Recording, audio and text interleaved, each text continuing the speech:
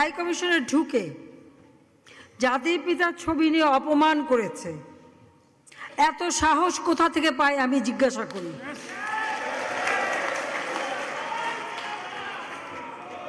আমি জানি না আমাদের হাই কমিশনে এখন কারা বসেছিল এবং তারা সেখানে কিছুই করতে পারলো না কেন, সেটাও বড় প্রশ্ন।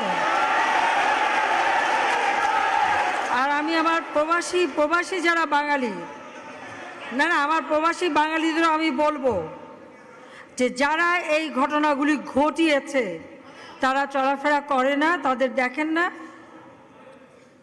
যে হাত দিয়ে জাতির পিতার ওই ছবি নিয়ে তারা ভেঙেছে,